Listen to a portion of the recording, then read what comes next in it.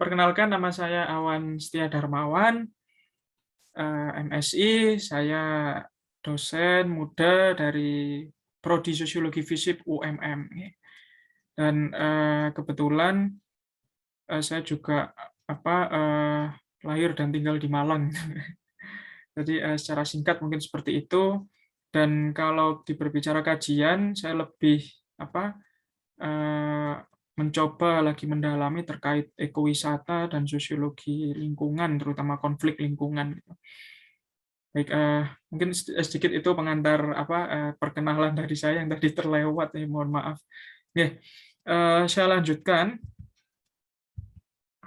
terkait dengan poin-poin yang akan saya sampaikan dari ini juga sesuai request dari teman-teman inspirasi malam khususnya teritori Jawa gitu. Yang pertama, apa itu metode kuantitatif? Terus yang kedua, apa tujuan menggunakan metode kuantitatif? Terus yang ketiga, apa karakteristik metode kuantitatif? Apa saja jenis metode kuantitatif? Kapan harus menggunakan metode kuantitatif? Dan contoh penelitian menggunakan metode kuantitatif. Nah, ini yang pertama gitu. Apa itu metode kuantitatif gitu? Ini saya ambil dari Creswell. Quantitative research is a mean for testing object theory. Nah, kenapa di sini testing objective theories itu saya underline gitu? Karena secara hakikat metode kuantitatif itu bagaimana kita menguji terkait dengan teori, menguji terkait hipotesis di lapangan, yang nantinya variabel-variabel itu can be measure. Measure itu dihitung, bisa dihitung. Dan biasanya itu terkait dengan analisis data yang menggunakan statistik sebagai acuan utama. Gitu. Jadi kuantitatif menurut Creswell adalah menguji objektif atau teori, menguji teori atau hipotesis yang di dalamnya itu terdapat variabel-variabel yang nantinya bisa dihitung. Nah, bisa dihitung itu tentunya bisa dianalisis dengan prosedur statistik.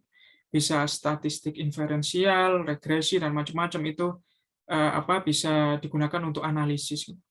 Itu dari Creswell. Di kedua, saya mengutip Sugiono. Nah, metode kuantitatif merupakan metode penelitian yang berbasis pada filsafat positivisme. Positivisme itu dalam artian kita menjaga jarak dengan subjek. Dalam artian kita melihat realitas yang ada di lapangan itu jauh dari objek itu sendiri. Karena metode kuantitatif itu menggunakan angket, biasanya kalau yang saat ini yang tren kan menggunakan Google Form. Nah, setelah kita mendapatkan data, setelah Google Form itu kembali, baru kita analisis. Berbeda dengan penelitian yang bersifat kualitatif gitu. Dengan fenomenologi, dengan karakteristik epoke dan bracketingnya, terus etnografi dengan tick description, terus studi kasus dengan kekhasannya, itu yang mengharuskan kita harus dekat dengan subjek yang kita teliti. Dan itu biasa disebut dengan post-positivistik. Kalau kuantitatif ini positivistik atau positivisme. Kalau di sosiologi ya Auguste Comte itu salah satu penganut positivistik juga, terus Emil Durkheim itu juga ada. Lalu dianalisis secara kuantitatif atau statistik dengan tujuan menguji hipotesis. Jadi kita kalau menggunakan metode kuantitatif itu yang membedakan dengan kualitatif adalah peneliti itu sudah punya asumsi dasar yang disebut dengan hipotesis. Apakah asumsi yang kita lontarkan, kita sematkan di penelitian kita itu sesuai dengan uji di lapangan, itu baru akan kita ujikan di lapangan. Itu berbeda kalau dengan kualitatif. Kualitatif biasanya ya berangkat dari lapangan dan itu yang menjadi hasil penelitian kita. Dan di kualitatif tidak ada uji hipotesis. Nah, ini saya ambil dari Norman Blaikie, bukunya Research Design ya. Quantitative method are generally concerned with counting and measuring. Ini hampir sama seperti yang di awal tadi, Creswell, bahwa kuantitatif itu terkait dengan bagaimana kita menghitung, bagaimana kita mengukur gitu. Counting and measuring. Aspect of social life, bagaimana kehidupan sosial. Yang dimaksud oleh Blaikie. Nah, ini saya ambil dari Baby R, Research and Social Design, bukunya kalau nggak salah. Quantitative research deal in number, logic, and an objective stance. Gitu. Metode kuantitatif itu bergelut dengan angka, dengan logika, dengan bagaimana objek itu sendiri. Dan kuantitatif, penelitian kuantitatif itu fokus dalam analisa data, fokus on numeric and unchanging data and detail. Karena kita berbicara angka, berarti angka itu ya sesuatu yang pasti. Berbeda dengan apa kalau kita penelitian deskriptif, kualitatif gitu. Karena apa objek kita masyarakat itu kan sifatnya kan dinamis ya, bukan statis gitu. Berbeda dengan angka. Kalau 5 tambah 5 ya 10 gitu. Analisa di SPSS mengatakan seperti apa, yaitu yang kita gunakan sebagai patokan. Nah, ini yang dikatakan oleh Baby Earl. Maka dapat ditegaskan bahwa metode kuantitatif adalah metode penelitian berkaitan dengan angka-angka yang dianalisis dengan teknik statistik untuk menganalisa hasilnya. Nah, secara garis besar dari Creswell, Sugiono, terus dari Baby Earl tadi, ini saya simpulkan seperti ini, bahwa metode kuantitatif adalah metode penelitian yang berkaitan dengan angka-angka yang dianalisis dengan teknik statistik. Nah, kalau berbicara statistik, tentunya di situ ada rumus-rumus, dan biasanya mahasiswa itu sangat menghindari biasanya menggunakan rumus-rumus menghitung gitu. Karena harapannya kalau di keilmuan humaniora itu tidak akan ketemu matematika dan macam-macam. Ternyata di metode kuantitatif mereka ketemu dengan angka-angka yang memang harus dianalisis dengan statistik. Nah, yang kedua, apa tujuan menggunakan metode kuantitatif? Yang pertama, untuk mengukur dan mengkaji fenomena-fenomena sosial yang ada dengan nalar statistik. Bagaimana kita mengkaji fenomena sosial, semisal kita ingin menguji dua variabel terkait dengan semisal gaya hidup atau konsumsi, ataupun kita melihat aspek-aspek sosial lainnya menggunakan kuantitatif, itu pun bisa. Karena mayoritas kebanyakan kita kan menggunakan metode kualitatif. Sedangkan strateginya bisa menggunakan penelitian survei dan penelitian eksperimental. Survei kita ingin melihat apa hasil dengan cepat, bagaimana di lapangan itu angka-angka atau asumsi atau prediksi itu seperti apa. Apabila kita ingin menghasilkan hasil yang cepat, kita biasanya menggunakan kuantitatif itu, dan eksperimental sifatnya kita menguji. Menguji apa? Menguji hipotesis yang kita temukan atau yang kita asumsikan. Poin ketiga, survey research, ini dari Baby Earl ya, dalam Creswell. Survey research provide a quantitative or numeric description. Biasanya penelitian survei itu dibuktikan dengan pendeskripsian angka-angka. Gitu. Bagaimana tren di sana, bagaimana opini di sana dari populasi tempat penelitian kita atau tempat di mana penelitian kita berkembang. Itu Creswell mengutip Baby Earl ya. Yang kedua, experimental research seeks to determine if a specific treatment, mencari treatment atau uji yang memang spesifik dan deterministik untuk melihat pengaruh tertentu. Misal ingin melihat uji variabel gitu. Misal ingin uji hipotesis, itu yang dimaksud experimental research. Apa karakteristik metode kuantitatif? Ini saya ambil dari Creswell. Yang pertama, asumsi filosofinya pengetahuan post-positivistik. Nah, di awal tadi saya berusaha memberitahu bahwa kuantitatif itu sifatnya positivistik. Tapi klaimnya saat ini kuantitatif itu pun bisa post-positivistik. Peneliti kuantitatif itu pun bisa dekat dengan subjek atau dengan sampel yang ingin diteliti. Nah, strateginya masih sama, survei dan eksperimen. Metodenya bisa pertanyaan tertutup, data numerik, pendekatannya praktis gitu.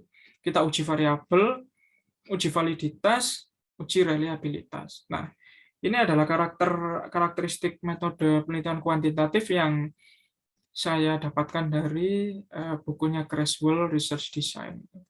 Cuma untuk yang terbaru, yang dari Norman Blaikie itu kuantitatif itu ternyata masih kembali lagi ke positivistik. Nah, ini yang terjadi kebingungan di saya gitu. Ini sebenarnya kuantitatif ini yang positivistik atau post-positivistik gitu. Cuma dari berbagai referensi saya menemukan Creswell ini yang mungkin berusaha mendobrak dominasi kualitatif. Ya.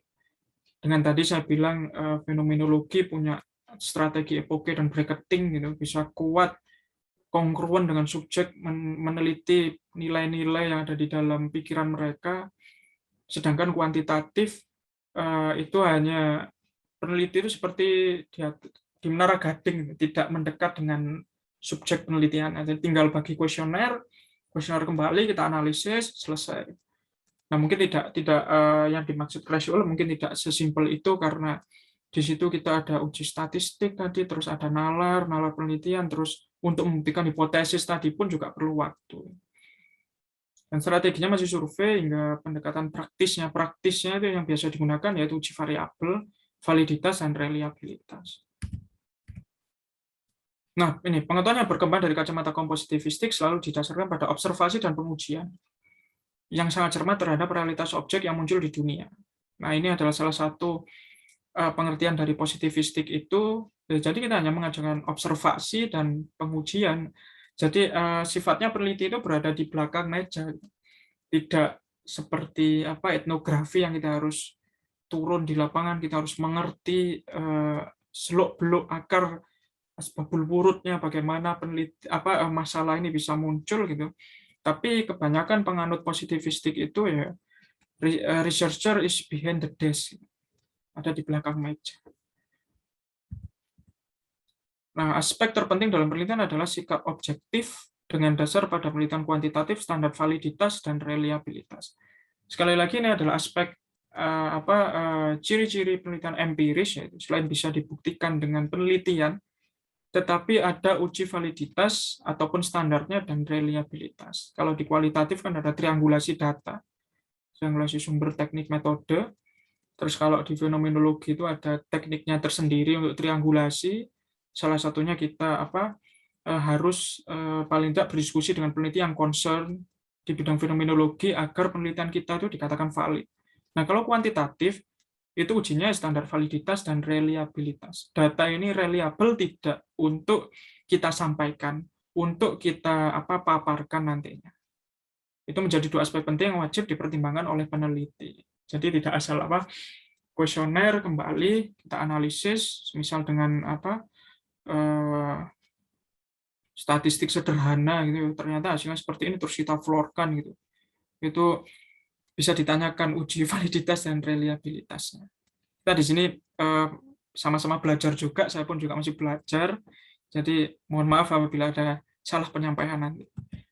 Nah, apa saja jenis-jenis metode kuantitatif? Yang pertama adalah penelitian cross-seksional, penelitian yang objeknya beda. Jadi yang dimaksud di sini, misal misal kita ingin meneliti keaktifan belajar gitu ya, di SMA X misal. Ya kita teliti muridnya, kita juga teliti bagaimana gurunya menyampaikan materi pada saat proses belajar mengajar itu. Nah, ini yang dikatakan penelitian cross-seksional. Yang kedua ada penelitian survei. Penelitian assessment, ya jelas kita menguji sesuatu yang biasanya dalam evaluasi program kita menguji sesuatu, itu yang dimaksud penelitian assessment. Penelitian evaluatif seperti kita mengevaluasi, tapi kebanyakan penelitian evaluasi seharusnya kita juga jangan sampaikan baik-baiknya saja gitu, tapi negatifnya pun sebaiknya juga kita sampaikan. Eksperimen. Dan yang terakhir adalah penelitian ex post facto. Gitu. Kita melihat permasalahan yang ada, terus langsung kita teliti saat itu juga, atau setelah peristiwa itu terjadi. Nah, kebanyakan ini dilakukan oleh peneliti yang memang diasumsikan bahwa kejadian itu memang butuh landasan historisnya. Jadi menggunakan penelitian ex post facto. Jadi paling tidak ada 6 jenis metode kuantitatif, cross-seksional, survei, assessment, evaluatif, eksperimen, dan ex post facto. Sumber saya ambil dari Burhan Bungin, bukunya metode penelitian kuantitatif. Nah, kapan harus menggunakan metode kuantitatif? Yang pertama, bila peneliti ingin meneliti terkait 2 variabel atau lebih. clear kalau kita ingin meneliti terkait dua variabel atau lebih, mana variabel intervening, mana variabel dependent, independennya itu harus clear dulu dari peneliti. Terus bila peneliti ingin mendapatkan data dari populasi yang luas, walau hasilnya tidak mendalam, tadi seperti misal kita survei sesuatu, survei keperpihakan politik, survei terkait kepuasan dengan pemerintah saat ini, dengan membutuhkan hasil yang cepat, dan populasi yang memang banyak, kita bisa menggunakan metode kuantitatif dengan survei, penelitian survei. Terus bila peneliti ingin mengetahui pengaruh atau treatment melalui assessment, penelitian evaluatif, kita bisa langsung menggunakan metode kuantitatif. Nah, ini adalah contoh penelitian kuantitatif gitu yang saya ambilkan dari jurnal dari Sage Publication gitu, teman-teman insya Allah sudah akrab gitu. Quantitative research ini contoh penelitiannya, cuma nanti kalau memang teman-teman dari Inspirasi Malam ingin full text-nya itu bisa saya kirim gitu seperti contoh penelitian kuantitatif. Nah, ini referensi dari slide saya gitu. Jadi ada BBR, Norman Blaikie, Buran Bungin, Graspol, dan Sugiono. Dan terima kasih, itu sedikit diskusi kita malam ini.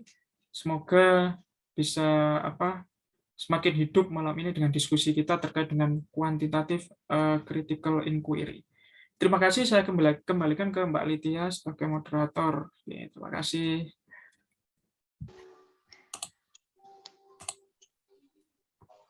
Terima kasih kepada pemateri yang sudah menyampaikan materinya luar biasa tadi ya.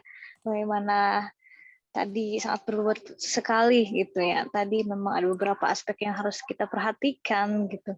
Metode-metode yang memang harus kita pahami. Dan beberapa referensi yang buat kita pelajari juga diberikan tadi. Berikut juga contohnya. Dan untuk selanjutnya mungkin langsung saja kita ke sesi tanya jawab ya. Dari peserta yang memang mau bertanya silahkan bisa unmute mikrofonnya atau bisa chat di kolom. Untuk PPT saya sudah saya share di kolom chat. Siapa tahu butuh teman-teman. Oh iya, terima kasih Pak. Oke, sama-sama. Ya, silakan kepada yang mau bertanya silakan bisa unmute mikrofonnya ataupun memang kalau memang tidak lain bisa di chat room.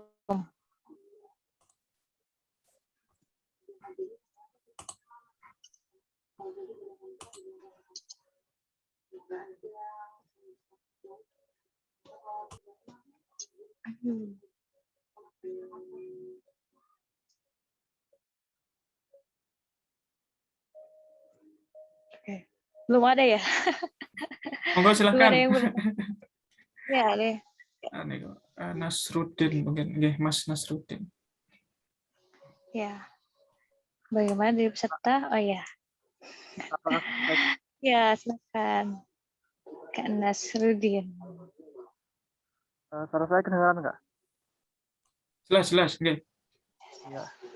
Sebelumnya terima kasih saya ucapkan kepada pemateri yang telah memberikan materi yang sangat luar biasa pada malam hari ini.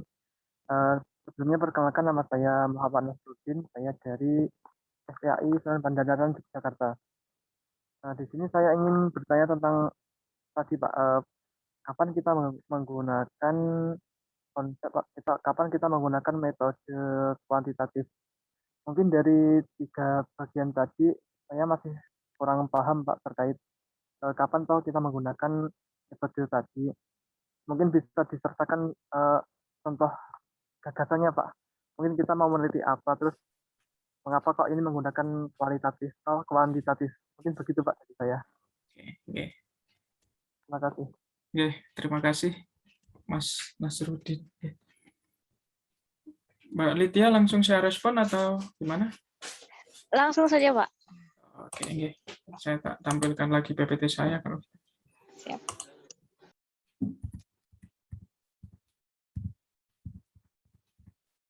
Nah, ini ya yang jadi pertanyaannya. Kapan kita akan menggunakan metode kuantitatif gitu ya. Nah, yang pertama apabila kita ingin melihat atau terkait atau meneliti terkait dua variabel atau lebih. Karena begini, hakikatnya penelitian kuantitatif itu, semisal kita ingin meneliti bagaimana respon masyarakat terhadap pandemi COVID saat ini. Kalau kita memang membutuhkan data yang lebih rigid, lebih thick description, lebih datanya lebih kuat, itu kita menggunakan metode kualitatif itu sangat it's okay. Tapi kalau kuantitatif ini, misal kita sedang dikejar-kejar waktu, misal kita ingin membutuhkan hasil yang cepat gitu dengan respon yang singkat, tapi kita mendapatkan data yang bisa dipertanggungjawabkan tadi melalui validitas dan reliabilitas tadi. Nah, kita bisa menggunakan metode kuantitatif. Syaratnya yaitu harus ada dua variabel pengaruh, paling tidak variabel yang berpengaruh apa, yang dipengaruhi apa. Misal kalau saya kebanyakan riset mahasiswa saya di Prodi Geologi Fisik UMM di Malang itu kebanyakan melihat bagaimana pengaruh organisasi mahasiswa terhadap prestasi belajar mahasiswa gitu. Nah, itu kan butuh paling tidak deskripsi angka ya, deskripsi numerik terkait dengan berapa sih mahasiswa yang ikut, terus IPK-nya berapa. Nah, itu saya sarankan langsung menggunakan kuantitatif. Terus yang kedua, bila peneliti mendapatkan data dari populasi yang luas. Semisal Mas Nasruddin ingin meneliti terkait bagaimana sih pengaruh vaksin gitu. Mas Nasruddin meneliti di Jawa Tengah gitu misalnya. Dengan luasnya dan banyaknya populasi, pasti Mas Nasruddin kan nggak mungkin turun satu gitu. Dan akhirnya dari data populasi yang sangat luas diambillah beberapa sampel yang memang itu bisa reliable dan menunjukkan validitas yang kuat. Terus yang ketiga, bila peneliti ingin mengetahui pengaruh atau treatment, misal kita ingin uji kebanyakan terkait dengan semisal uji treatment bagaimana pengaruh gaya hidup konsumtif terhadap pola relasi mahasiswa gitu. Karena terkadang kan banyak mahasiswa-mahasiswa ataupun orang-orang luar sana itu memiliki tingkatan budaya konsumtif yang berbeda-beda. Nah, itu kita bisa menggunakan kuantitatif. Mungkin seperti itu, Mas Nasruddin. Jadi untuk mendapatkan datanya itu bisa menggunakan kayak semacam kuesioner atau yang lainnya gitu. Betul. Bisa menggunakan kuesioner, angket, ataupun survei itu sangat bisa. Karena itu salah satu cara collecting datanya metode kuantitatif. Gitu, Mas Nasruddin, Mbak Litia. Oke, terima kasih. Sami-sami Mas Nasruddin. Oke. Itu mungkin ada yang raise hand lagi. Ya. Ada yang bertanya lagi? Silahkan. Waktu kita masih banyak. Masih panjang untuk kita diskusi ya. Mungkin yang bertanya silahkan. Ada yang raise hand? Ada? Oh iya. Silahkan. Ini ada Pak An ya. Oh iya, makasih Mbak. Oh ya, Pak An dulu ya. Ya. Silakan Pak. Ya, oke. Terima kasih Mas Awan. Ya. Ini saya mohon maaf saya tidak bisa saya tidak bisa on cam ya. Karena tadi seharian sudah ketemu sama Pak Awan. Jadi kalau on cam nanti Pak Awan bosen ketemu saya. Oke, ya ini menarik. Saya sejak dulu itu pengen dapat ilmu tentang kuantitatif, ya. Karena saya dulu kalau flashback ketika kuliah itu saya belum pernah dapat mata kuliah kuantitatif. Dapat pun dulu itu pengantar metode kuantitatif dan itu dapat C. Ya. Nah, ini mumpung ada Pak Awan, saya ingin tanya. Ini sebenarnya kuantitatif ini gimana sih Pak posisinya? Posisinya itu dia lebih unggul dibandingkan kualitatif, atau justru kualitatif ini yang lebih unggul dibandingkan dengan kuantitatif. Ini kalau saya perbandingkan antara motor 2 tak dengan 4 tak gitu loh.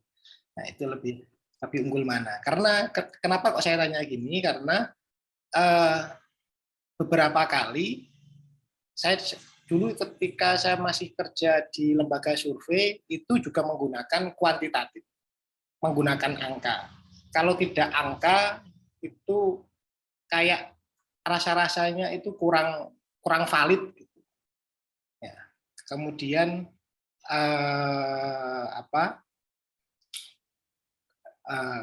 sekarang saya juga banyak sorry. Untuk metode analisisnya itu apakah seribet kualitatif, Mbak Awan? Kalau kita kualitatif kan, kalau kita analisis kan kita pakai teori A, B, C, D, E. Ya, ada teorinya banyak. Nah, kalau kuantitatif ini nanti gimana? Karena selama ini, jujur saya ini kan pengetahuan tentang kuantitatif ini sangat sedikit.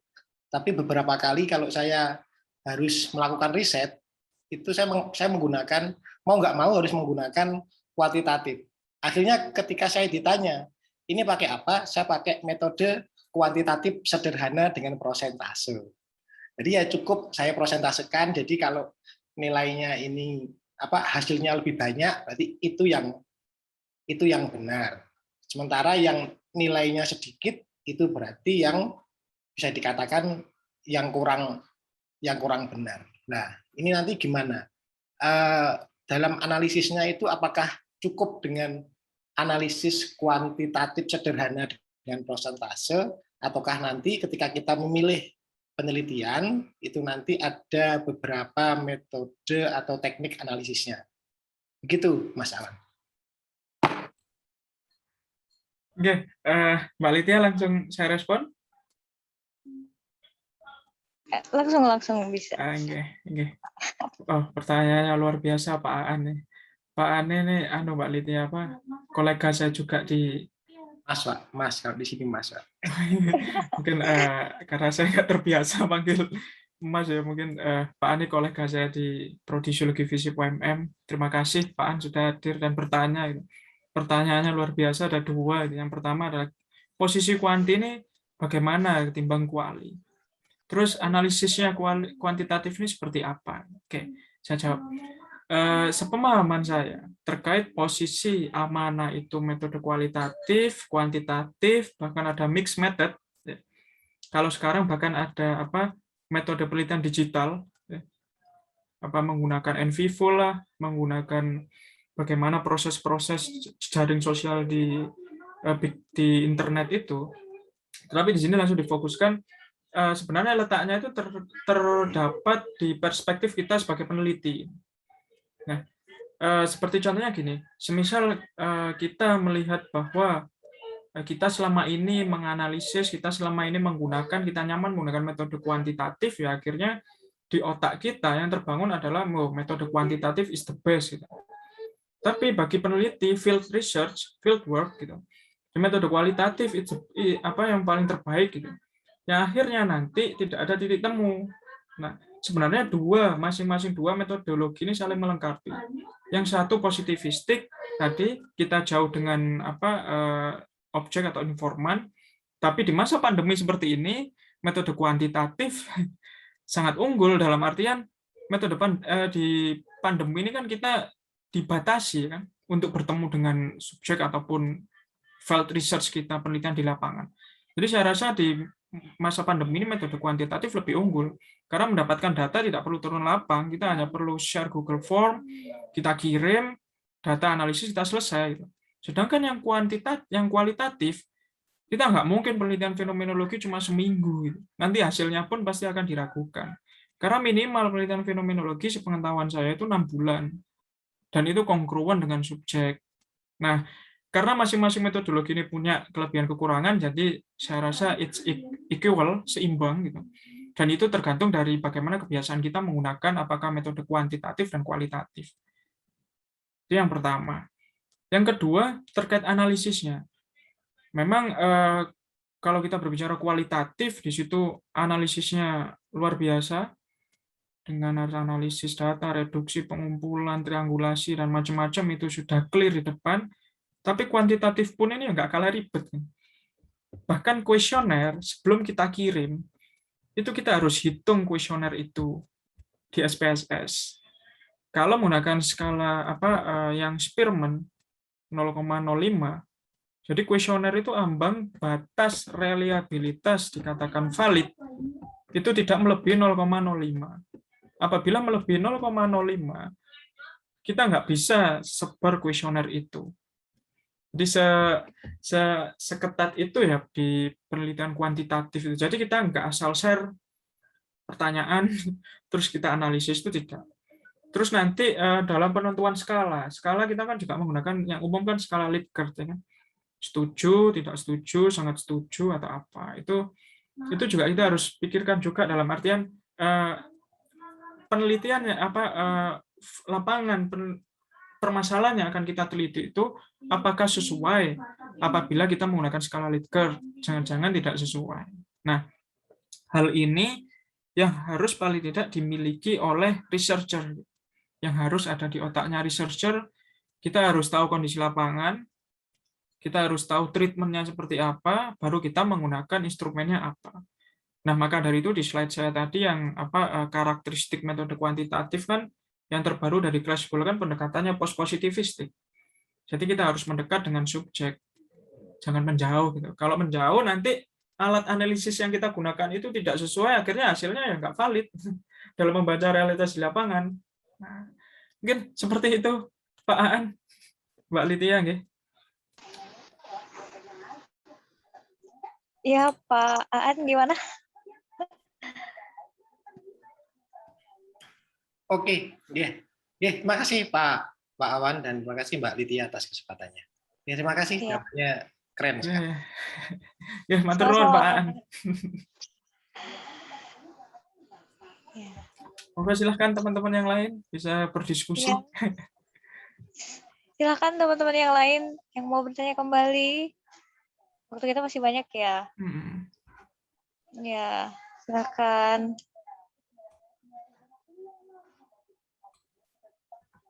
Atau misal ingin tanya gitu. Kalau boleh, mumpung sambil menunggu yang lain, Mbak Awan.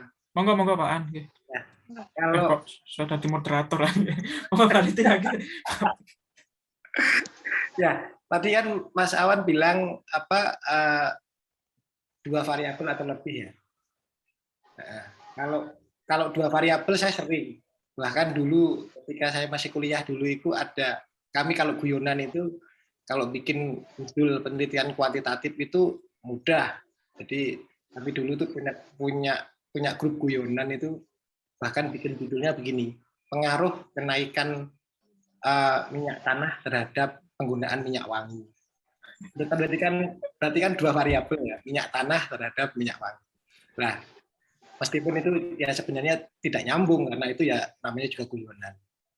Nah, tapi kalau tiga variabel itu contohnya yang seperti apa, Mas Awan? Kalau dua variabel kan tadi ya misalkan penggunaan handphone terhadap penggunaan smartphone terhadap peningkatan indeks prestasi mahasiswa. Itu berarti kan dua variabel. Kalau tiga variabel? Oke, ini luar biasa lagi pertanyaannya Pak Aan ini. Kalau tiga variabel seperti apa? Nah, langsung saya respon ya, Mbak Litia. Kalau dua variabel biasanya variabel X dan Y. Nah, kalau tiga variabel kita ketambahan variabel intervening atau variabel di tengah-tengah. Misal kita ingin meneliti tadi terkait dengan bagaimana pengaruh organisasi terhadap IPK mahasiswa misal di lingkup mahasiswa Malang atau mahasiswa Jawa. Nah, itu lokasi itu yang disebut variabel antara gitu. Karena di situ menunjukkan populasi, kita menunjukkan sampel di mana. Jadi seperti itu variabel intervening yang saya pahami, Pak An. Jadi selain kita meneliti variabel yang dipengaruhi dan dipengaruhi, terus kita langsung tonjolkan juga populasi dan sampel penelitian atau tempat penelitian yang ingin kita ambil yang disebut dengan variabel intervening. Seperti itu, Pak An, Pak Litya.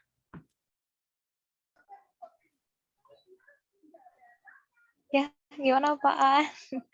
Oh iya, sip. Nggih, akhirnya paham. Siap. Terima kasih Mas Awan dan Mbak Lydia.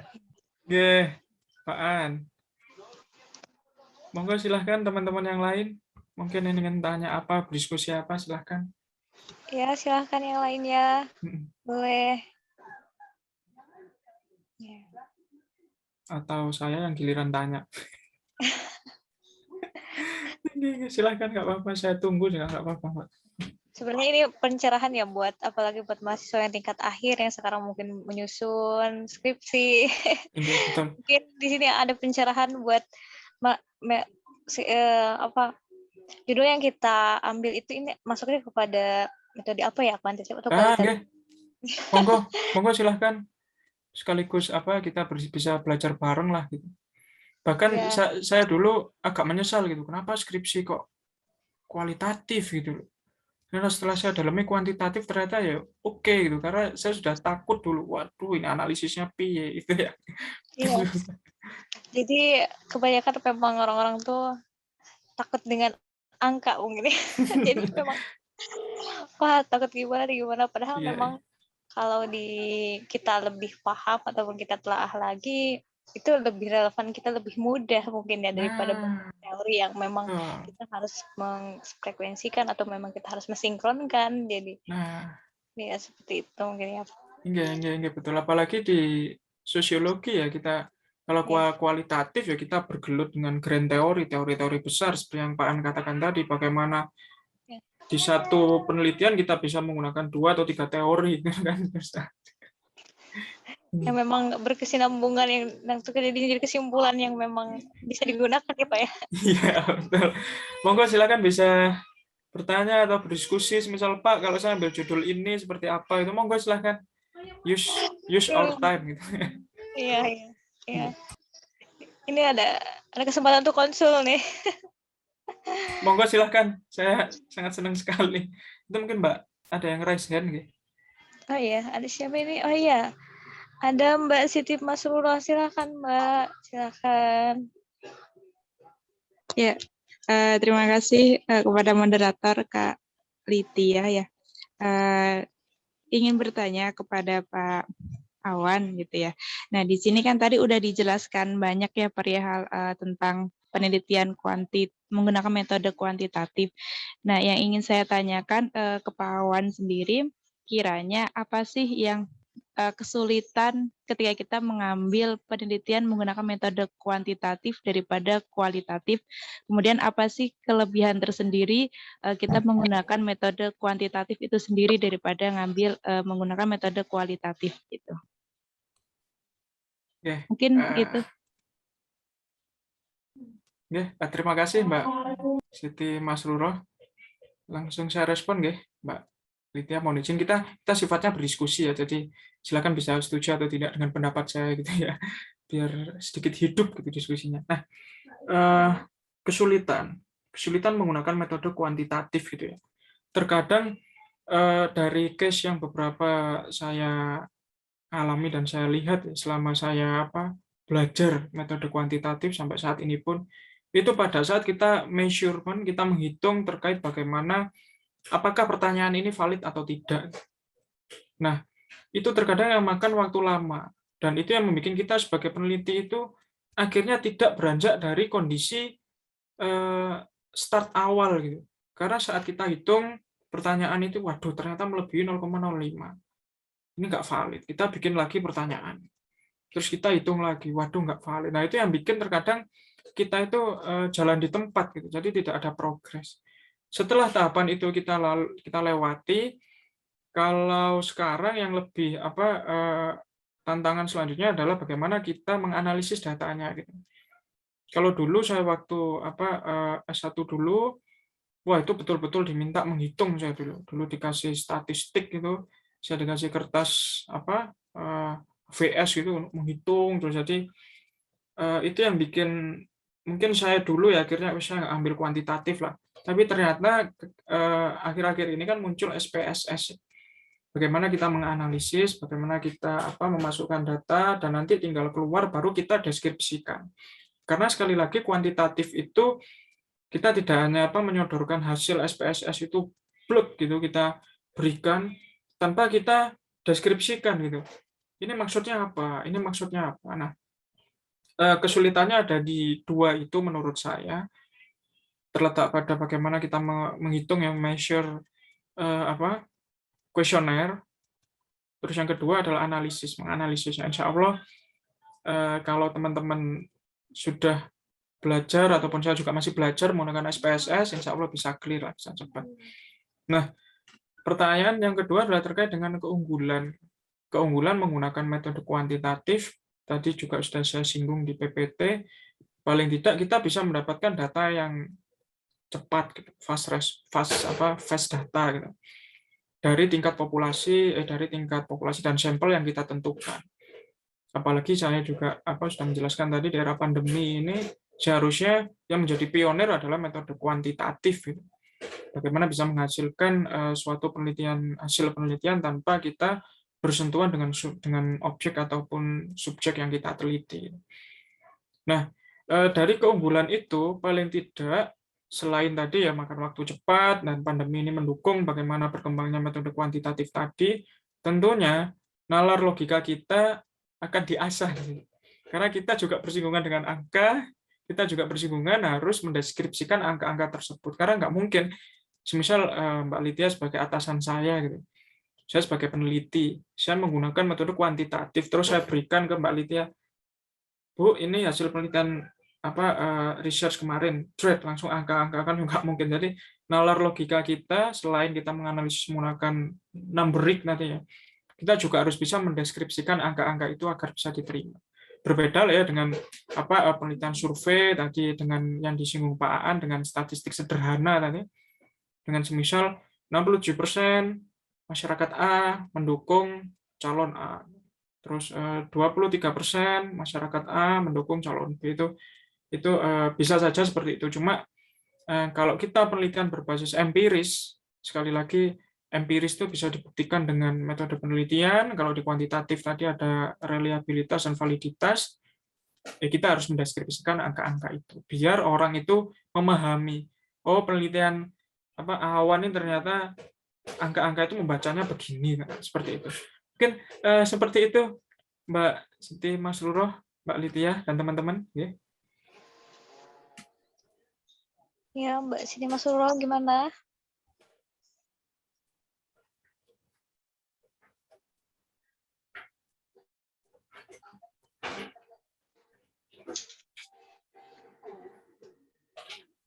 Mbak Siti Masruroh. Terkendala sinyal atau apa? Mungkin, iya. Ya, semoga iya, bisa mendengar jawaban saya tadi, Mbak Lydia. Iya. Ya, paling tidak kita semua mendengarkan dan bisa menyampaikan itu ke Mbak Suruh ya. Ya, ada lagi yang mau bertanya? Ada yang lainnya? Silahkan. Ini masih banyak.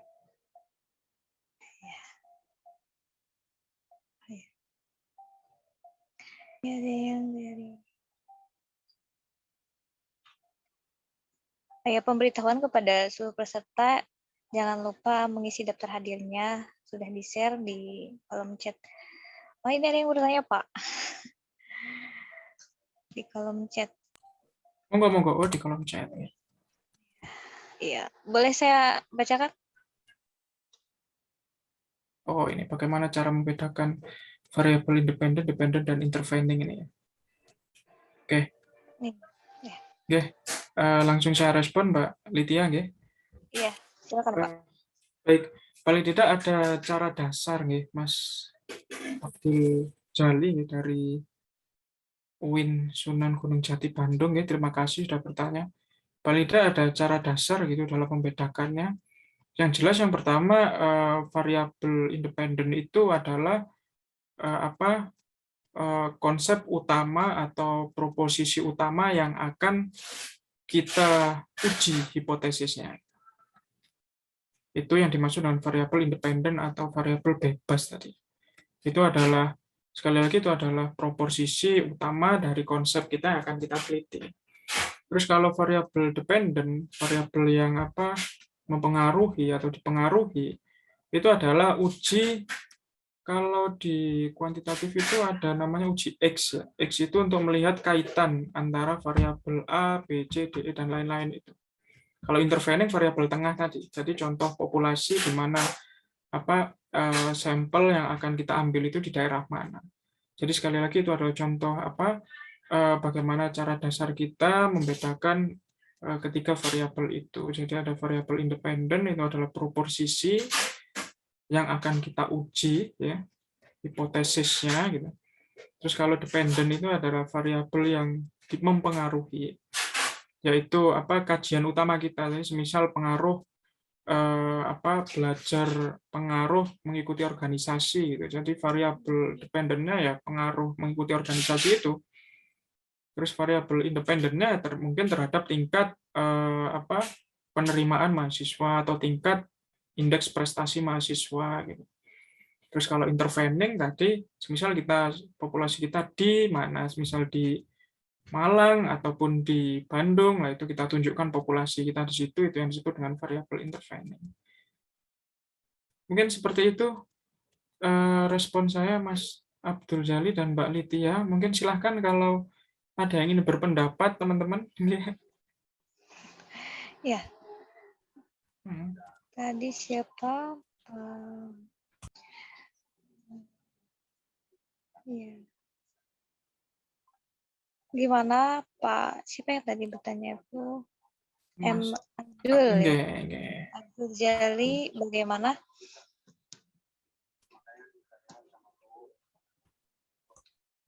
Cukup jelas atau memang ada pertanyaan lagi yang belum dipahami?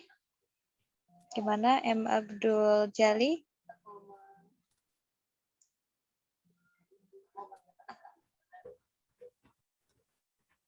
Kalau saya bisa saran Mbak Litia, mungkin untuk teman-teman mungkin untuk meningkatkan literasinya terkait metodologi itu, saya sangat menyarankan bukunya Norman Blaikie itu ya, Research Social Design as Research, itu mungkin ada PDF free-nya.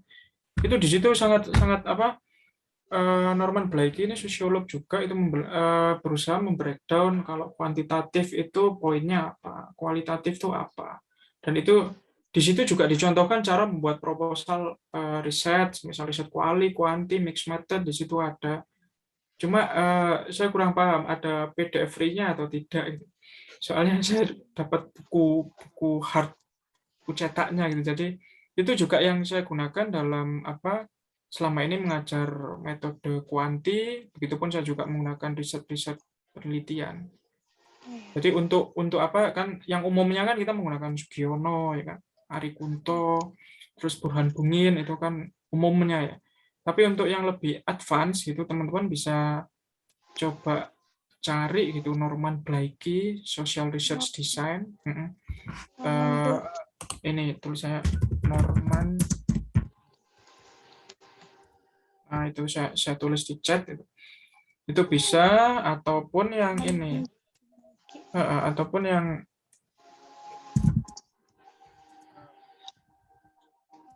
ini dua buku, kalau saya boleh tunjukkan bukunya yang baby R itu gini.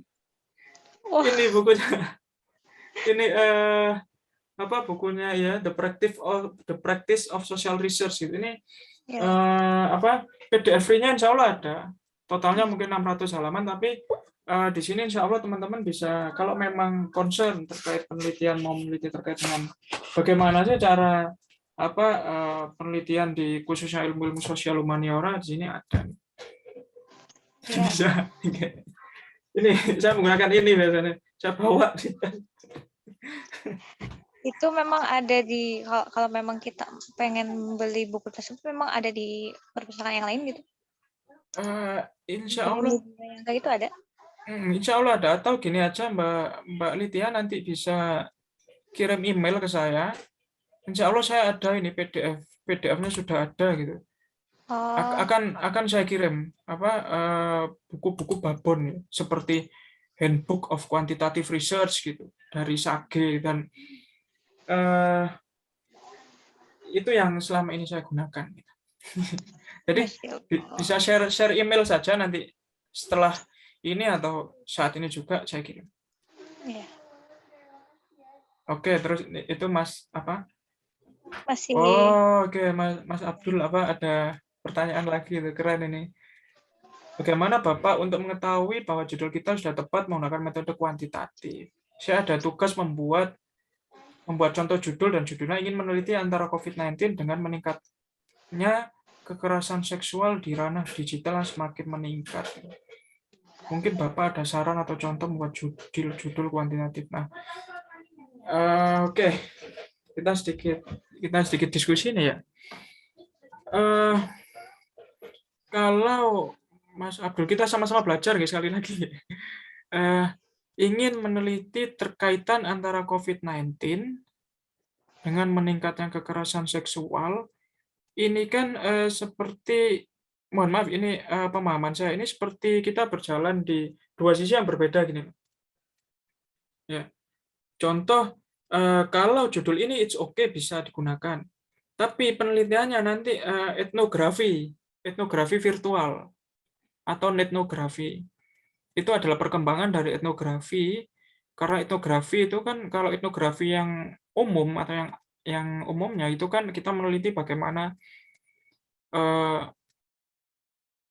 domain, terus tick description, terus native term, ya, itu yang saya pahami. Nah, kalau penelitian ini cocoknya kualitatif malah, bukan belum menuju ke arah kuantitatif gitu. Nah, kalau yang kuantitatif mungkin Mas Abdul ini kalau saran saya bisa meneliti terkait dengan pengaruh peningkatan COVID-19 terhadap maraknya vaksin. Saat ini kan vaksin kan lagi tren ya kan. Kita lihat apakah vaksinasi ini memiliki pengaruh dalam peningkatan atau penurunan COVID-19. Itu baru bisa kuantitatif. Populasi atau sampelnya siapa, Pak? Ya mungkin kalau Mas Abdul jelas ini mahasiswa mungkin bisa teman-temannya sudah vaksin gitu. Atau di daerah sekitar rumahnya minta data ke kelurahan, RT RW untuk cari populasi namanya siapa, dikirim kuesioner. Nah, itu baru COVID-19 dengan vaksinnya it's one way gitu, sejalan gitu. Tapi mohon maaf kalau dengan sepemahaman saya nih ya, kita berdiskusi ya. Kalau dengan meningkatnya kekerasan seksual di ranah digital ini, saya malah bisa tanya nih, nanti nyambungnya di mana? Maksud saya dengan masifnya penggunaan media sosial. Oh, maksudnya dengan media sosial tengah pandemi, karena program belajar mengharuskan semua melalui daring. Jadi ingin melihat perkembangan COVID-19 di tengah-tengah pandemi karena program belajar yang mengharuskan semua daring. Nah, kalau gini mungkin masih bisa ya. Masih bisa karena ya ini yang dinamakan tadi variabel independen, dependen, dan intervening itu ya seperti ini. Kalau dengan penjelasan Mas Abdul yang dengan penggunaan media sosial dengan pandemi karena program belajar harus menggunakan semua daring itu it's okay, bisa nanti populasinya ya semisal mau meneliti ini program belajar semisal untuk sekolah dasar, SMP atau SMA kan populasi sampelnya harus jelas. Itu yang menurut saya bisa, tapi kalau yang tadi meningkatnya kekerasan seksual itu kurang bisa one way. Tapi yang kedua ini bisa Mas, dicoba saja tapi diperjelas tadi nanti sampelnya siapa, populasinya siapa, terus hipotesisnya apa.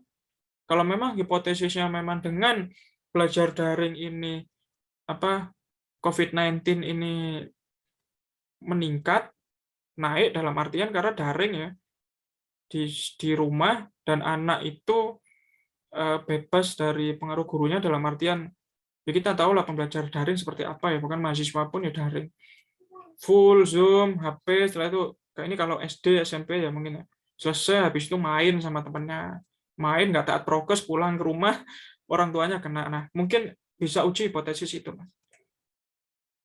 Alhamdulillah, ya, terima kasih banyak Wawan. Oke, sukses buat Mas apa Mas Mas Abdul ya. Semoga bisa memberikan sedikit pencerahan. Mungkin seperti itu, teman-teman, monggo silahkan kalau ingin berdiskusi terkait, mungkin bisa apa Pak, saya mau tanya, gitu. Saya pernah melakukan ini, penelitian ini. Ya itu Hidayatur, Mbak Lydia ada yang raise hand. Silakan. Silakan boleh langsung. Ya. Izin bertanya, Pak. Bukan bertanya sih, lebih ke memastikan aja. Itu Oke. kan banyak sih, Pak. Kan dari penelitian kuantitatif sama kualitatif kan punya kelebihan sama kekurangan masing-masing kan ya. Oke. Kalau kuantitatif yang dijelaskan Pak Awan benar lebih cepat, kayak gitu kan Pak ya. Terus itu Pak, ada beberapa teman, terus itu teman saya tuh dikasih tahu sama kayak cuttingnya yang udah semester tua, kalau kita ngambil metode kuantitatif itu kita kayak menghindari dari pertanyaan-pertanyaan yang dari pengujinya. Soalnya kan kuantitatif itu kan kayak ilmu eksak gitu loh Pak, udah pasti sama konkret sekali gitu loh Pak daripada kualitatif. Apakah betul itu Pak Awan? Soalnya cuma ingin memastikan aja gitu Pak. Terima kasih. Oke, terima kasih Hidayatur ya. Mohon izin langsung saya respon gitu. Apakah menggunakan metode kuantitatif nanti para penguji itu akan nggak nanya gitu mungkin ya, Hidayatur gitu ya? Iya, nanyanya kayak nggak lebih dalam gitu loh Pak. Soalnya kan kalau kuantitatif kan lebih kayak banyak yang punya perspektif itu. Kalau kuantitatif itu kayak udah ilmu yang eksak, udah konkret banget gitu loh Pak. Oke. Ini saya cerita pengalaman saya nih. Kemarin saya nguji skripsi gitu. Yang kebetulan yang saya uji itu menggunakan mixed method, kuanti dan kuanti. Lah yang dimunculkan itu hanya analisis kualitatifnya, terus kuantitatifnya nggak ada. Ya saya kejar gitu. Mana buktinya kuesioner kamu reliable? Terus mana hasil SPSS-nya kok nggak ada gitu. Jadi itu sebenarnya tergantung dari dosennya sendiri ya.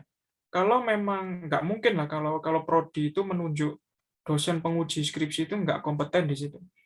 Jadi nggak ada logika seperti itu. Jadi prodi pun tahu gitu. Semisal, oh ini judulnya kuantitatif, dari 20 dosen, oh ternyata ada 2 dosen yang concern kuanti gitu. Ya pasti 2 dosen itu yang akan menjadi penguji. Gitu. Jadi itu analogi tadi itu bisa dipatahkan ya, bahwa ya kuali ya pasti in-depth research, sedangkan kuantitatif ya kalau orang yang sudah pakar di situ ya bakal dikejar gitu. Bahkan bukan cuma terkait analisis datanya gitu, tapi manfaat teoritis pun dikejar gitu. Itu kalau saya ya, manfaat teoritis saya kejar. Saya itu paling suka kalau nguji skripsi itu terkait metode. Karena metode itu ruhnya penelitian ya. Itu jadi teman-teman kita sekaligus belajar bagaimana sih cara menggunakan metode yang tepat, dengan judul yang tepat, dengan teori yang tepat. Salah satunya bisa belajar dari bukunya Baby Earl ini tadi dan Norman Blakey tadi. Begitu Mbak Hidayatur.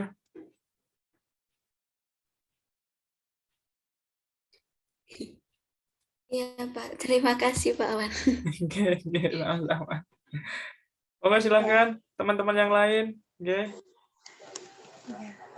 Silakan teman-teman yang lain. Sayang banget loh. Diskusinya menarik. Untuk persiapan, monggo silakan itu Mas Dilal. Dilal. Silakan. Mas Dilal langsung saja. Oke, Assalamualaikum warahmatullahi wabarakatuh. Sebelumnya, Waalaikumsalam warahmatullahi wabarakatuh. ya, sama Kak Riti ya, atas waktunya. Saya izin bertanya, Pak. Nggih, monggo Mas. Tidak jauh sama Mbak Hidayatur tadi sih, ini bertolak dari apa isu-isu atau paradigma yang berkembang gitu ya Pak di lingkungan kampus. Katanya kalau kuantitatif itu kita harus harus cukup expert gitu dalam berhitung. Nah, itu pandangan dari Bapak sendiri bagaimana? Katanya kalau kamu gak mau hitung, lebih baik pilih kualitatif. Nah, katanya kayak gitu. Nah, mungkin itu yang kedua, ini ya Pak, kalau tidak salah kebanyakan memang kalau dalam kuantitatif itu pakai software SPSS ya Pak. Yeah. Nah, itu padahal kan ada beberapa software lain ya yang bisa digunakan. Nah, itu kelebihannya apa dan kenapa yang paling sering digunakan software SPSS itu? Itu paling hatur nuhun, terima kasih banyak. Oke, terima kasih Mas Dilal nggih. Pertanyaan juga luar biasa ini.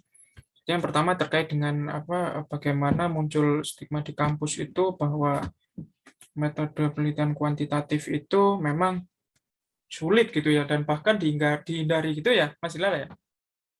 Betul sekali, Pak. Dan bagaimana cara menghitungnya. Nah, sebenarnya kalau kita balik, penelitian kualitatif itu sebenarnya penelitian yang paling sulit menurut saya. Itu malah penelitian yang paling sulit. Karena apa?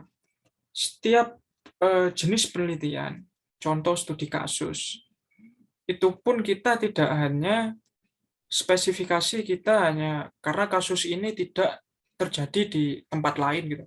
Oh, tidak sebatas itu. Tapi di dalam studi kasus menurut Kayin, itu kan yang umum ya, Robert Kayin, itu masih di breakdown lagi. Ada multiple case, ada single case. Kasus yang kita teliti itu apakah satu kasus atau beberapa. Terus ada holistik, terus ada multiple. Nah, itu hasilnya pun sangat berbeda dan analisisnya pun berbeda. Fenomenologi, teman-teman pasti akrab ya dengan fenomenologi ya kan, istilah fenomenologi ya, dari Alfred Scott ya kan, terus Edmund Husserl dan macam-macam. Fenomenologi itu pun dalam tekniknya itu pun ada istilah epoke. Epoke itu jadi peneliti itu tidak boleh berasumsi keadaan di lapangan itu seperti apa. Semisal kita sedang meneliti terkait daerah yang rawan terhadap permasalahan sosial, semisal kampung yang memang di situ rawan sekali terjadi permasalahan sosial. Kita peneliti tidak boleh berasumsi bahwa pasti itu rumahnya pencopet, pasti itu rumahnya pencuri. Di fenomenologi dilarang itu, kita harus clear gitu. Jadi peneliti di otaknya ini clear semua tentang lokasi itu. Nah, maka dari itu penelitian kualitatif pun ya sulit. Belum lagi etnografi. Kita harus kongruen, kita harus mengerti bagaimana pola-pola lapangan yang muncul di lapangan. Jadi menurut saya konsekuensi kita memilih metode, baik itu metode kuali maupun kuanti, ya konsekuensi bagaimana kita menyelesaikan penelitian kita itu yang menjadi target utama kita apabila kita memang ingin menjadi peneliti ataupun meneliti sesuatu dengan menggunakan dua metode yang berbeda. Terus yang kedua, pertanyaannya Mas Hilal, kenapa SPSS ya, dan keunggulannya apa? Jujur kalau saya sendiri, saya masih menggunakan SPSS ya, belum mencoba analisis statistik yang lain gitu. Saya rasa menurut saya SPSS itu mudah digunakan, dalam artian kalau memang kita belajar bisa menggunakan SPSS itu mudah dan sangat membantu. Cuma kekurangannya adalah terkadang kita sulit mendownloadnya, bahkan menginstalnya pun sulit gitu. Terkadang tidak kompatibel dengan laptop, PC kita gitu. Jadi dan kita mendownload itu pun kita sulit cari crack-crackannya, kalau bahasa kita kan crack gitu, dalam arti crack-crackannya pun susah gitu. Saya pun SPSS itu dapat ya dari hasil crack gitu. Begitu pun saya kalau mendownload itu, waduh, ada yang berbayar berapa dolar gitu, bahkan ada yang memang sampai kita dituntut untuk membayar berapa ratus dolar, itu untuk SPSS. Tapi untuk aplikasi yang lain saya belum mencoba begitu Mas Hilal, jadi saya belum bisa membandingkan gitu aplikasi A, B, C, D, terutama dalam untuk metode kuantitatif ini. Saya rasa itu jawaban saya, Mas Hilal. Oke, saya kembalikan ke Mbak Lydia. Bagaimana? Ya, bagaimana Kak Adilan tadi? Ya, alhamdulillah clear Pak. Nanti ke depan ada bekal buat menyanggah stigma tadi ya Pak. Tidak Monggo. ya. Terima kasih Pak. Oke, sama-sama. Mas Hilal semoga sukses ke depan, nggih. Amin, amin. Oke. Ini di kolom chat ada yang bertanya ini. Pak. Mas Abdul tadi, Abdul Jalil bertanya lagi. Oh ya Pak, saya tambah pertanyaan. Gitu. Dalam penelitian boleh atau tidak boleh kita memilih metode penelitian terlebih dahulu daripada mencari realitas yang mau diteliti? Dan menurut Bapak, seberapa penting peneliti itu harus jujur dalam menyajikan data atau hasil analisis? Wah, ini keren ya. Terkait dengan apakah kita harus menentukan metode penelitian dahulu atau baru kita memilih realitas, itu sekali lagi itu berangkat dari persepsi pribadi individu pelaku ya. Contoh saya, realitas yang ada kebanyakan mahasiswa itu kesulitan memilih teori ketimbang realitas yang akan diteliti. Semisal sudah meneliti terkait konflik lingkungan gitu. Lah untuk mencari teori-teori terkait dengan lingkungan, mereka kesulitan. Gitu. Kalau saya enggak, dulu saya balik. Saya cari dulu teori. Gitu. Teori yang saya mudah pahami ya. Saya dulu menggunakan, kalau sosiologi ya saya menggunakan teori konfliknya Lewis Coser dan Ralph Dahrendorf gitu. Bagaimana saya membaca kekuasaan relasi dari sebuah industri yang melakukan pencemaran lingkungan. Saya cari teori dulu, saya pahami, baru saya cari realitas di lapangan. Mana sih yang akan saya teliti? Nah, ini baikis ya, baikis. Tapi kalau yang ditanyakan oleh Mas Abdul Jalil tadi, ya kita sangat dibolehkan gitu. Semisal kita mau ke Malang gitu ya, kita mau lewat Bali, lewat Surabaya, lewat Kalimantan, it's okay. Yang penting tujuannya tetap di Malang. Nah, Mas Abdul Jalil nggak apa-apa mau menggunakan metode apa. Misal Mas Abdul Jalil lebih prefer ke kuantitatif ya, it's okay. Baru kita cari realitasnya. Yang penting tadi reliabilitas, variabelnya terpenuhi, independent, intervening. Terus yang kedua, dan menurut Bapak seberapa penting peneliti itu harus jujur. Nah, ini kembali lagi ke insan kita sebagai manusia ya, karena sekali lagi penelitian ini adalah hasil yang empiris ya, apalagi nanti diujikan dan hasilnya pun dipublikasi ya kan. Kalau memang diwajibkan oleh universitas atau prodi untuk publikasi di jurnal A, B, C. Jadi menurut saya ya sangat penting harus clear terhadap hasil penelitian yang ditemukan. Karena kalau kita nggak clear, ya kita percuma kita melakukan triangulasi kalau di kualitatif. Triangulasi data, sumber, ataupun teknik, ataupun metode, kita percuma menggunakan itu kalau kita tidak jujur. Kalau di kuantitatif ya percuma kalau hanya dengan angka, ini kuesionernya tidak melebihi ambang batas, ini melewati uji validitas, reliabilitas, ternyata waktu mendeskripsikan kita mengada-ngada gitu. Karena sekali lagi kalau memang penelitian kita dipublikasi, kita sama-sama belajar maksimalkan biar data yang di lapangan itu berbicara. Kalau memang berbicara A, yaitu yang kita publikasi, itu yang kita junjung terus. Karena nilai-nilai terkait nilai-nilai khususnya etika penelitian ya kan, bahwa kebenaran, terus empiris tadi, terus bagaimana respon masyarakat itu pun menjadi warning kita agar tidak melakukan semisal kopas penelitian orang lain atau kita mengelabui data itu menurut saya begitu Mas Abdul Jalil ya. Selanjutnya ini ada pertanyaan juga Mbak Lydia di kolom chat. Iya. Dari ini Mbak Ilyin ya, Winsu Ilyin ya. Izin bertanya Pak, misalnya saya ingin meneliti tentang survei pengetahuan mahasiswa mengenai eksistensi perpustakaan digital di masa pandemi. mengingat perpustakaan digital menjadi salah satu solusi mendapatkan referensi di masa pandemi. Menurut Bapak, apakah penelitian tersebut bisa memenuhi syarat kuantitatif? Bisa ini. Cuma tinggal ditambahkan saja, bukan hanya melihat pengetahuan mahasiswa ataupun eksistensi. Terima kasih Mas Halil. Mungkin bisa ditambahkan terkait faktor seberapa sering gitu mahasiswa itu menggunakan perpustakaan digital untuk mencari referensi. Mungkin bisa ditambahkan variabel itu. Kalau begini memang sudah it's okay bisa. Tapi cuma ditambahkan variabel penguat seberapa sering mahasiswa itu menggunakan perpustakaan digital. Kalau kita berbicara literasi ya,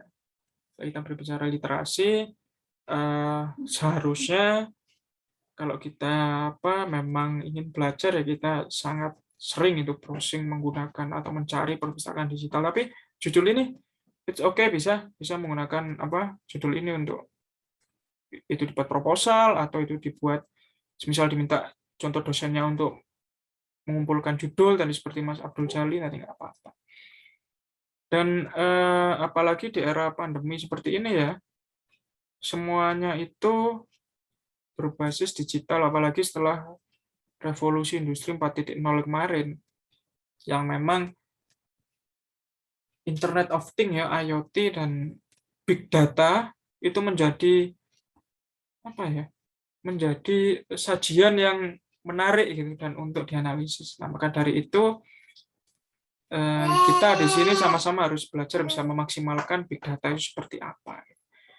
Karena kita hidup di era industri saat ini, di era teknologi revolusi industri 4.0. Seperti itu pertanyaannya, jawaban dari pertanyaannya dari Mas Abdul Jalil dan Mbak Iliyin. Saya kembalikan ke Mbak Lydia sebagai moderator. Terima kasih Bapak sudah menjawab beberapa pertanyaan yang memang banyak yang antusias ya dengan pembahasan malam ini. Ya, udah cukupkah Kak Iliyin untuk jawabannya?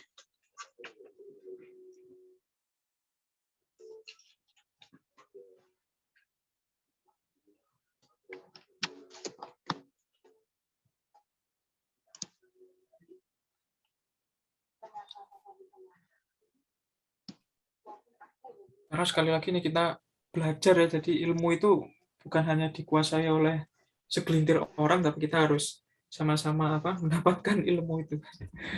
Salah satu konsekuensi zaman Renaissance ya, pencerahan dulu ya. Ini kalau saya boleh tanya ini, teman-teman mayoritas ngambil jurusan apa nih? Mbak Lydia apa? Ambil jurusan apa? Ya. Ekonomi syariah, insya Allah. Wah, ekonomi syariah gitu, oke. Kalau Mas, ada pendidikan agama Islam, wah keren kayaknya. Kalau yang di sini mahasiswa saya ada Hidayatur, Pratiwi, Rizkina, Tetra, terus Zahra, Kamila ini. Ada yang dari ada yang sama kalau ekonomi syariah sama pendidikan agama Islam ini berarti lebih memahami konteks, ada yang ilmu perpustakaan juga. Lebih memahami konteks kekinian berarti ya, bagaimana ekonomi syariah khususnya dalam pandangan agama Islam seperti apa gitu, mungkin seperti itu ya. Iya, memang jadi sekarang melihat daripada sekarang tuh memang banyak penerapan yang memang kita lebih ke sesuai perkembangan. Jadi memang teori-teori Islam itu jarang diterapkan. Jadi memang kita mengeksistensikan lagi ekonomi syariah itu seperti apa gitu. Sekarang itu memang hal tersebut sudah jarang dipergunakan. Jadi kita ya mudah-mudahan ekonomi syariah bisa lebih dikembangkan lagi gitu di daerah-daerah yang lainnya. Amin. Kalau Mas Atta tadi pendidikan agama Islam, ini juga belajar Ibnu Khaldun ya, betul? Atau bukan? Belum. Ya sempat bahas ya berkaitan Khaldun di awal. Keren lah kita ketemu lah di sini ya. Saya dari sosiologi, ada PAI, ada ekonomi syariah gitu. Ya ini lah rumpun ilmu-ilmu sosial gitu ya. Dengan kalau di sosiologi lebih kuat filsafatnya memang ya. Filsafatnya memang harus jadi apapun itu ilmunya, jadi kita harus perlu literasi dari betul yang dikatakan Mbak Lydia. Monggo silahkan teman-teman.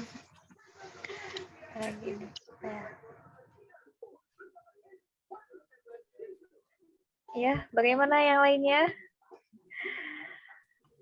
Apa memang kita sudah cukup? Apa memang ada yang bertanya kembali? Atau memang kita mau lanjut?